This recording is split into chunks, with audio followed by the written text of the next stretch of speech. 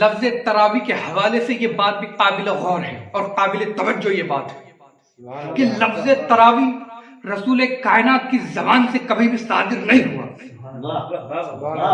اہل سنت کی سب سے مشہور کتاب صحائف ستہ، کتب ستہ، جو 6 کتابیں ہیں، صحیح بخاری، صحیح مسلم، جامع ابن ماجہ، جامع ابو داؤد، سنن نسائی اور ترمذی، ان 6 کتابوں میں کہیں بھی رسول کائنات کی زبان سے لفظ تراوی نہیں نکلا.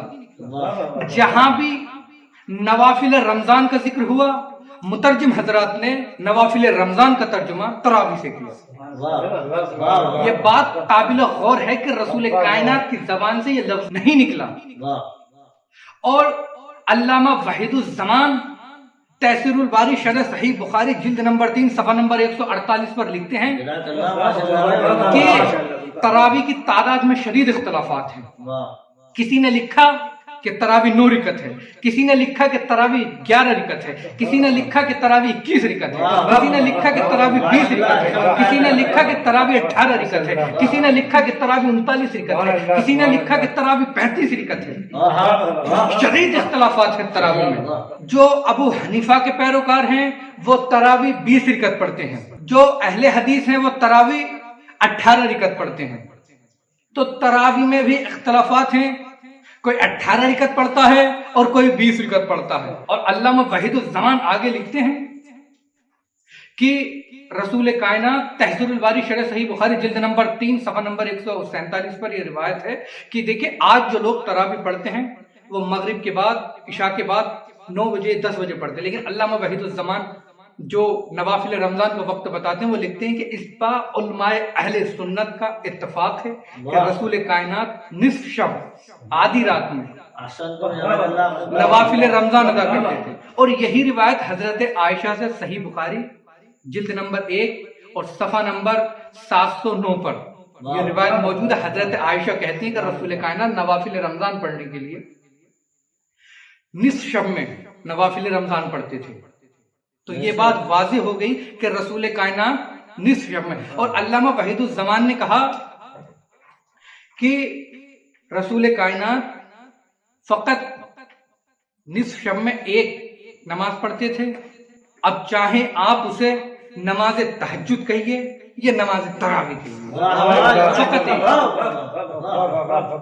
تحذیر الباری شرح صحیح بخاری جلد نمبر 3 صفحہ نمبر 147 پر یہ روایت موجود ہے کہ اس پر اتفاق ہے تمام علماء اہل سنت کے رسول کائنات فقط ایک نماز پڑھتے تھے نوافل رمضان. اب چاہیں آپ اسے تراویح کہیے یہ آپ اسے تہجد کی نماز کہیے. پھر جو اس موضوع کی سب سے امپورٹنٹ اور سب سے خاص بات ہے وہ روایت جس میں حضرت عمر نے کہا کہ تراویح بدعت ہے، خود ہی قائم کی اور خود ہی کہا کہ یہ بدعت ہے. یہ روایت کو یاد ہونی چاہیے ہر ایک شیعہ. یہ روایت صحیح بخاری جلد نمبر 3 اور حدیث نمبر 2010. صحیح بخاری جلد نمبر 3 اور حدیث نمبر 2010 میں ہے. عبد الرحمن بن عبد القادر کہتے ہیں کہ میں اور حضرت عمر ایک شب مسجد میں داخل ہوئے. یہ بخاری کی روایت ہے کہ عبد الرحمن کہتے ہیں کہ میں اور حضرت عمر مسجد میں داخل ہوئے. ہم نے دیکھا کہ لوگ نوافل رمضان میں نوافل رمضان پڑھ رہے ہیں. تو حضرت عمر نے دیکھا، حضرت عمر نے کہا یہ لوگ الگ الگ نوافل رمضان پڑھ رہے ہیں، کیا ہی اچھا ہوگا کہ اگر میں ان سب کو ایک قاری کے پیچھے جمع کر دوں. اور یہ بات حضرت عمر نے ٹھان لی اور ابی بن کعب کو مقرر کیا. ابی بن کعب نے نماز پڑھائی تراویح کی سب سے پہلے. احمد ابن یحییٰ کہتے ہیں کہ جب میں اور حضرت عمر مسجد میں داخل ہوئے، حضرت عمر نے ابی بن کعب مقرر کیا تھا. ہم نے دیکھا کہ سب لوگ ابی بن کعب کے پیچھے نماز تراویح پڑھ رہے ہیں. حضرت عمر نے کہا نعمت البدعۃ ھذہ، نعمت البدعۃ ھذہ، یہ کتنی اچھی بدعت ہوئی، یہ کتنی اچھی بدعت ہوئی. یہ روایت صحیح بخاری جلد نمبر 3 حدیث نمبر 2010. ہر شیعہ کو یہ روایت یاد ہونی چاہیے جب کوئی بولے کہ تراویح سنت رسول ہے. چھوٹا ہے وہ شخص. صحیح بخاری جو اہل سنت کی سب سے بڑی کتاب ہے اس میں یہ روایت موجود ہے. حدیث نمبر 2010 جلد نمبر 3. حضرت عمر نے کہا کہ نعمت البدعۃ ھذہ، یہ تو اچھی بدعت ہے. حضرت عمر نے اس بات کا خود اقرار کیا کہ یہ بدعت ہے. اور یہ تراویح شروع کب ہوئی؟